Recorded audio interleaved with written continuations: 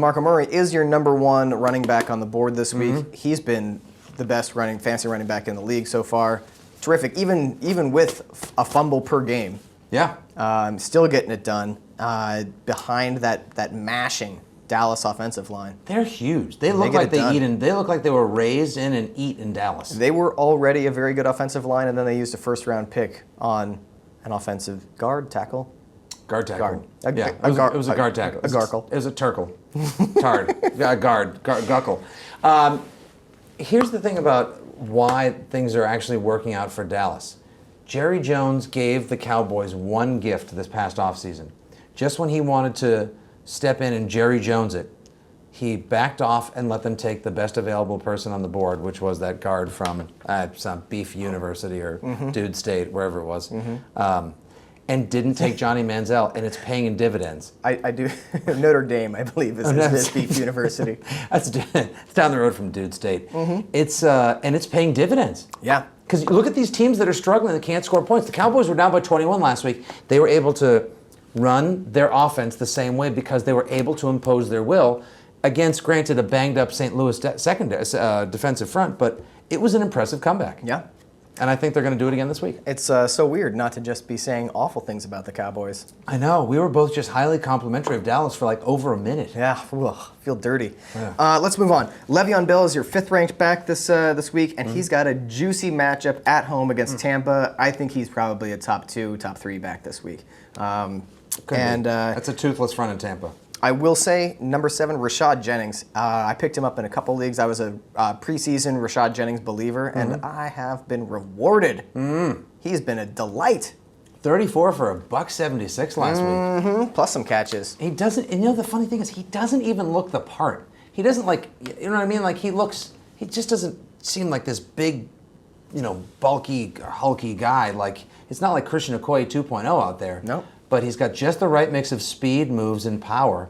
And it's working. Remember I said back during our draft special that we both agreed that he was a solid mid-round running back pick if you couldn't get one of the top dogs up top, and that he was going to have to carry the Giants' offense for the first part of the season until they decided to either blank or get off the pot with the passing game. And they've done neither so far. They've started to pass it now. Yeah. in both with your metaphor and in the literal sense. And when Beckham comes back in week 5, 6, hey.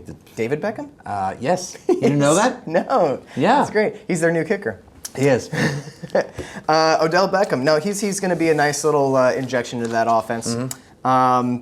Let's talk about running backs, though. Please. Pierre Thomas is your number 11 ranked running back. Kyrie Robinson, nowhere to be found on this, but Pierre Thomas is 11. He did get the goal line carry for a TD week last week, whereas Kyrie Robinson did not. It's kind of a bummer for me. I know, but I said last week I thought Pierre Thomas was going to get the goal line work. He has Sean Payton's trust. He's a workhorse. He does it all over the field. He is truly the Swiss Army knife kind of running back that every team probably wishes they had, and he gets it done for them. Another Swiss Army knife, just moving down the rankings here, Ahmad Bradshaw versus Tennessee, and a fantastic waiver wire pickup if you've got a PPR league or half a point PPR league. He's going to stay. That's going to stay a running back by committee because Ahmad Bradshaw will get injured if he tries to take on more of a workload. So Trent Richardson is somehow going to keep his job. Oh my gosh. You want to talk about the flashlight with rusty batteries in the basement that you're going to have to depend on one day. Yeah. He is just brutal. But Ahmad Bradshaw is getting the red zone touches. So he's not scoring. He's not getting the carry at the 1 yard line, but he's getting the passes to him. He's 3 touchdowns. I think all off of receptions this year. Yep. And I think in the Nick Stevens whiff of the week, here it comes. Donald Brown versus Jacksonville is your 14th ranked running back this week. He's going to be top 5. The Jaguars. Donald Brown. Donald Brown. Because it's the Jaguars. But everyone can't be top 5. Yes. I mean, everyone going against the Jaguars can be. What's going to happen? The Jaguars are at least going to show up, aren't they? This isn't going to be Tampa, Atlanta. You can't convince me. The Jaguars are traveling across country, play against a San Diego team that's very good, solid defense, better than expected. Right. Great offense, and but they're giving up more passing yards than they are rushing yards. Yeah, but there's no Danny Woodhead to steal touches from Donald Brown. Nope. He's just going to be the workhorse there. Imagine that. We live in a world where Donald Brown is until Tuesday night, Donald Brown was the only healthy running back that had more than 11 career rushing yards on the Chargers. Wow. Yeah. Wow, that's an ugly sitch. But it's good for you if you're the guy that put in the large waiver claim last week and picked up Donald Brown. You're not. Me neither. I didn't think it was necessary. Not feeling that one. Oh, I told you my hot take, Reggie Bush against the Jets.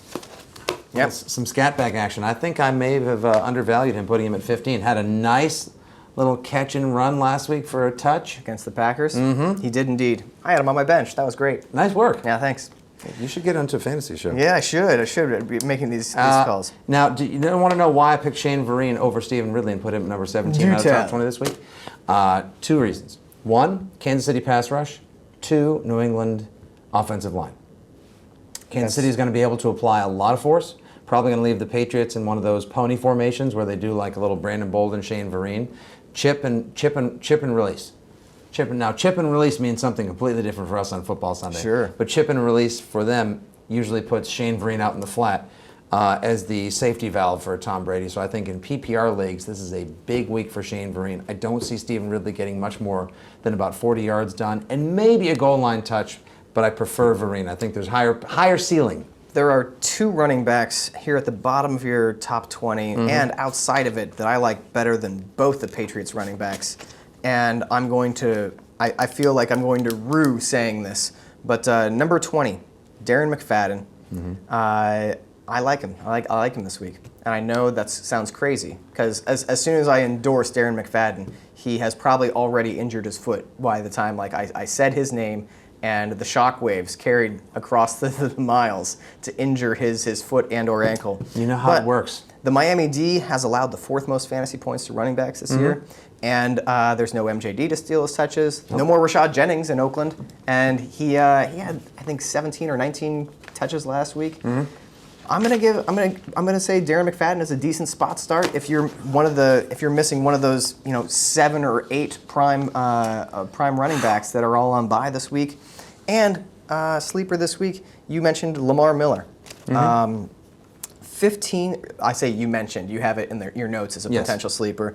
Lamar Miller, 15 for 108 on the ground against KC, plus 4 catches. Yep. Averaging 5.8 yards per carry this year, and going up against Raiders defense.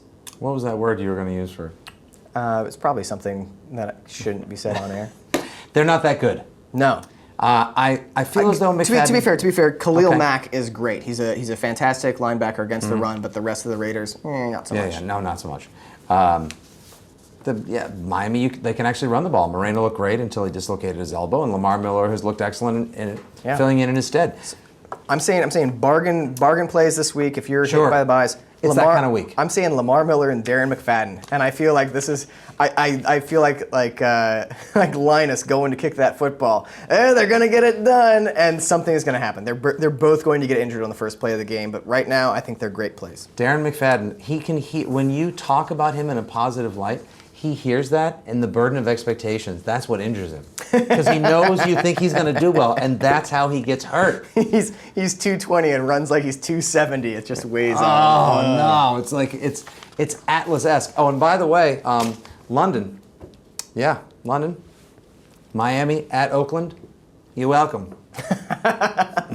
That's it. Lucky you. This is a fantastic game since someone who just woke up from the year 1972. That's right.